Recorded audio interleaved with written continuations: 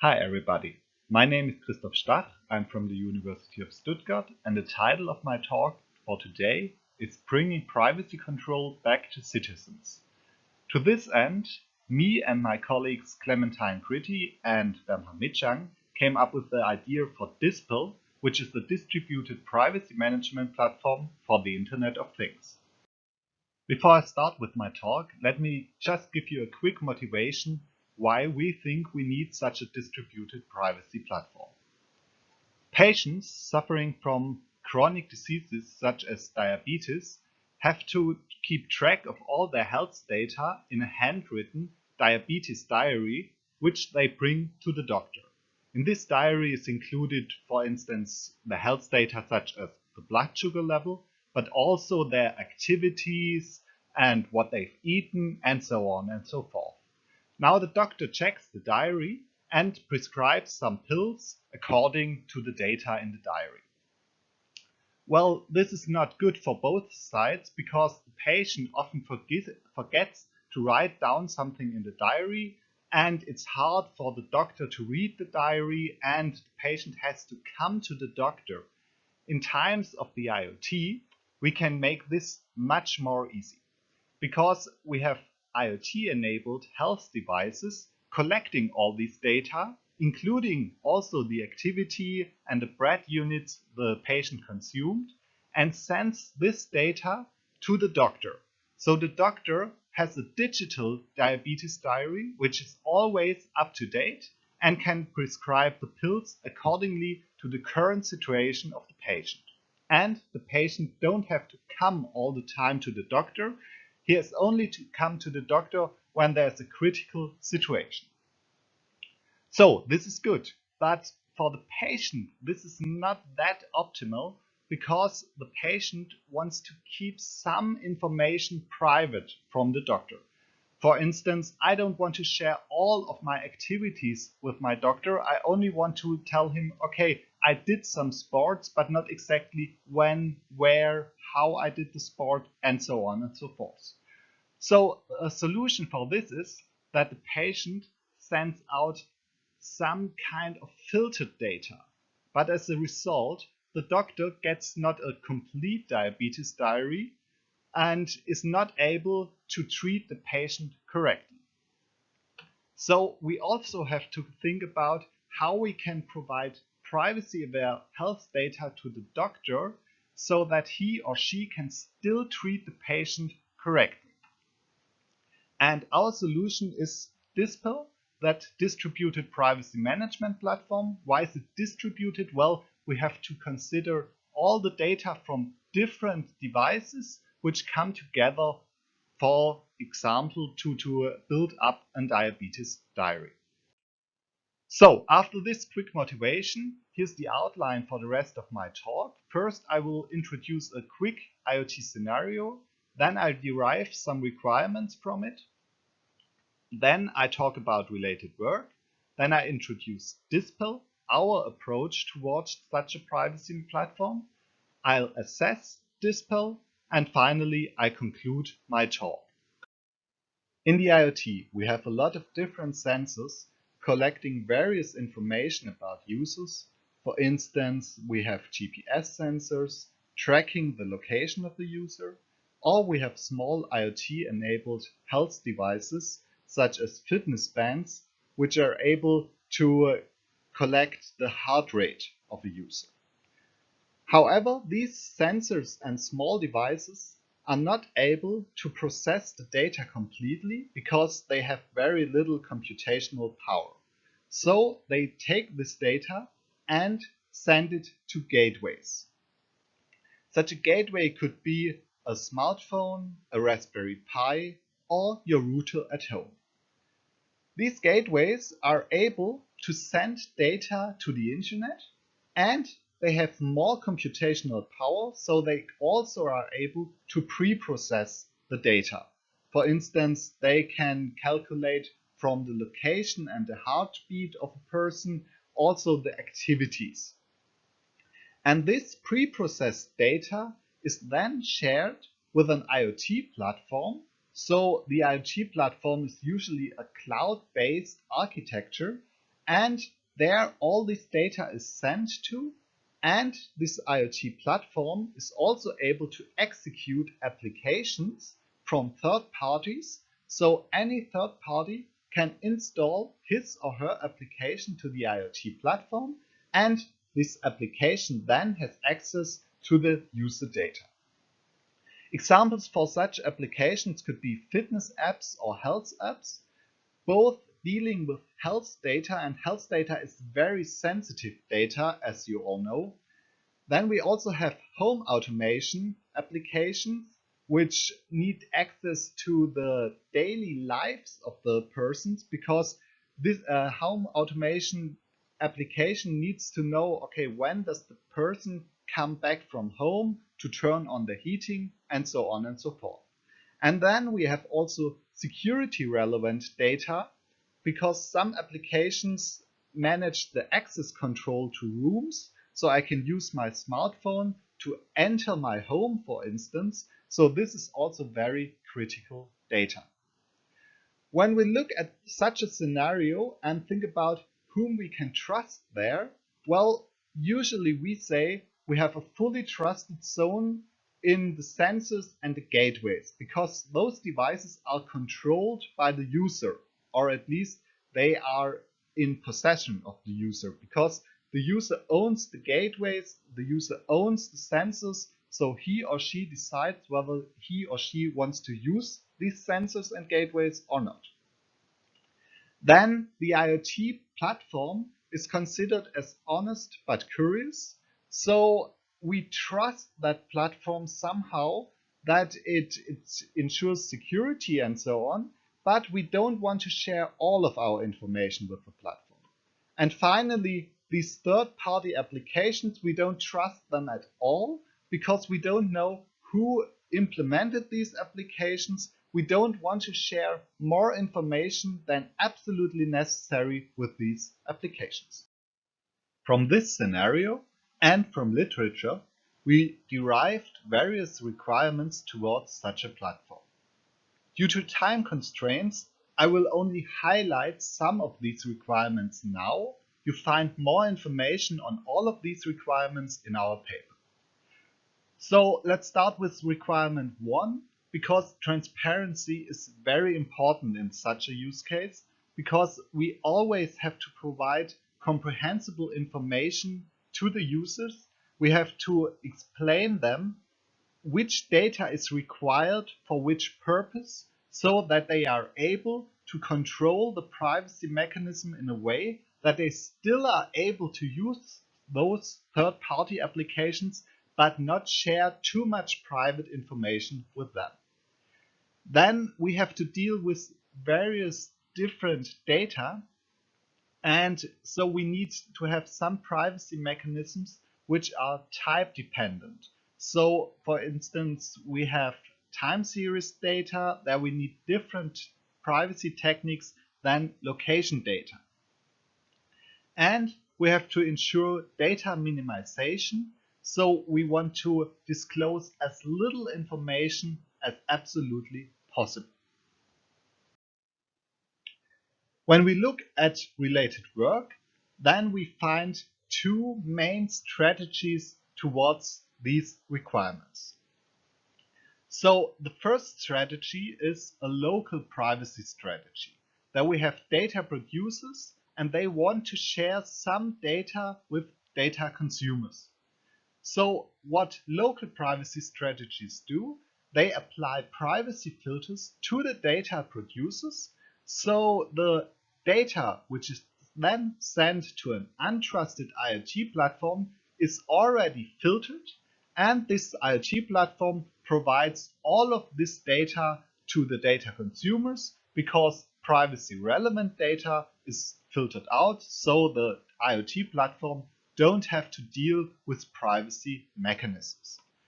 So the raw data remains in the hand of the user, and the IoT platform as well as the data consumers are provided with masked data only. So we don't trust the IoT platform and we don't trust the consumers.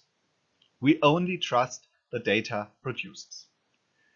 In a global privacy strategy, we again have data producers and consumers, but in this case, we trust the IoT platform. There we say we have a trusted curator and we send our raw data to that trusted curator, and data consumers send queries to the curator, and the curator somehow filters out privacy relevant data and sends out a masked answer to the queries. However, the curator is a black box for both the users as well as the data consumers, so we don't know what the curator is doing with our data. We fully have to trust this curator. Both strategies have their good points and bad points. For instance, a local privacy strategy is good because all the privacy relevant data remains in the hand of the user. However, the bad thing is that the user only knows his or her data sources. So if the data consumer has access to additional data sources, the user don't know about that and cannot filter out his data properly. In a global privacy strategy, the good thing is that the curator has access to all of the data, so the filters can be very fine granular and can be applied in a way that the relevant information remains in the data and only the privacy critical data is filtered out. So the data consumers still get high quality data which they need to do whatever the purpose of these applications is. So since both strategies has their bad sides, we need a combination of both in our distributed privacy mechanisms. So from our point of view, there's no related work which combines these two strategies. And that's what we want to do with DISPEL. How do we do that in DISPEL? Well, an application, for instance a health application, sends its data request to the IoT platform. Then the IoT platform checks in our DISPEL permission database whether the application is allowed to access this data. If there is no rule currently defined for that application, then the IoT platform informs the user and asks whether such a data access is allowed for that application or not. And the user configures the permissions for that application, and all those rules are then stored in the permission database. If an access was allowed by the user, then the request is sent to the gateway. In this case, we chose the smartphone as a gateway, but it could also be the Raspberry Pi or the router or whatever. Then the gateway checks which data sources, so which sensors, are required for that certain data request. Here we say, okay, we need location data from a GPS sensor and the heartbeat from our smart band. Then the data is collected, but in the DISPEL architecture, we added some plugins to each device. So we have a virtual twin for each device, and this virtual twin can be connected to a privacy plugin, for instance, a accuracy plugin which reduces the accuracy of my location data, or an anonymization plugin which filters out some very private data from the heartbeat data. Then this filtered data is sent back to the gateway, and the gateway provides the data to the application. Now what we still have to ensure is that no application can bypass the gateway and access the location sensor directly. So what we did there is we added an isolation layer, and also all communication between the gateway and the application, or the gateway and the IoT platform, is encrypted and digitally signed. So we also ensure confidentiality and integrity of all those messages. In the following, we look first at the permission database and how those permissions look like. Then I talk a little bit about the plugins, and finally I talk about how we ensure this isolation, how we ensure the encryption of all our data. For the privacy settings, we came up with a new model for privacy rules. A privacy rule basically consists of information and access purposes. So the user defines which information can be shared for which purpose. And he also is able to add constraints to it. For instance, a constraint could be reduce the quality of the information, reduce the details of the information, and so on and so forth. Information is defined as data sources from which this information can be derived. For instance, your location could be derived from a GPS sensor, but also from the magnetic field sensor and from different other data sources as well. So we need to know all potential data sources which could provide this information.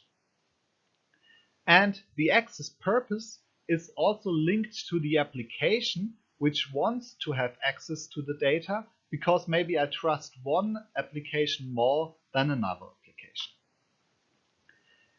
For each privacy rule, we can also add an activation context so that we say, okay, this rule only applies on the weekends, for instance, and on Monday there are different rules.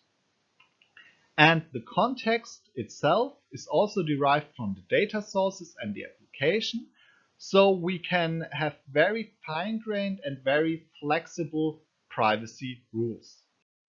I talked about constraints a user can add to the privacy rules, and these constraints are realized by our privacy plugins. Here you see the data from a blood glucose meter, and you see all those little spikes. These are detailed meterings for a certain point in time. And if the user only wants to share the progression of that data, but not the details with a third party, then we have this small plugin which splits via high and low pass filters the data into different frequency bands, as you see here. And now we can manipulate each of these frequency bands individually. So on the bottom of the page you see the original signal, and then you see the high frequency, which is exactly our details we want to hide, and the lower frequency levels above that. So now we can manipulate the individual bands, and then we can recombine the data again to a signal, and this signal does not contain any of the details we don't want to share. So now we can share this signal, which still is good for the doctor, for example, to know the progression of your blood sugar level, but not individual meterings. So, how does the trustworthy distribution of these data work in DISPEL? Well, first, an attribute authority sends keys to all sensors or data sources. These keys include the attributes of a sensor which are required to identify the sensor. Additionally, the authority sends light versions of these keys to the gateway and the IoT platform, and these light versions only contain some of those identifying attributes. Then a sensor signs all of his data with its full key. The gateway verifies the full key and re-signs it with the light key, so the IoT platform never knows all of the attributes of the sensor. So the IoT platform is able to verify the light key. The IoT platform knows that the data originates from the gateway, so the data is trustworthy, and the IoT platform accepts this data and provides it to any application. We evaluated DISPEL towards the requirements from our requirement specification, and we found out that due to these three key pillars of our approach, all of these requirements are fulfilled. More information about our assessment you'll find in our paper. I guess all of you agree with me that the IoT has become an integral part of our daily lives. We come in contact with the IoT in smart homes or smart health scenarios. These scenarios require a lot of private information, and users are concerned regarding privacy topics. Therefore, we need a distributed privacy management platform to dispel these privacy concerns. With DISPEL, we think we provide such a privacy platform and the three pillars, which are the fine-grained and dynamic privacy settings, the use case tailored privacy techniques, and the lightweight and also privacy-aware signing and encryption of DISPEL, fulfills all the requirements towards such a platform. Thank you very much, and in the following you find all the references which were shown on the slides.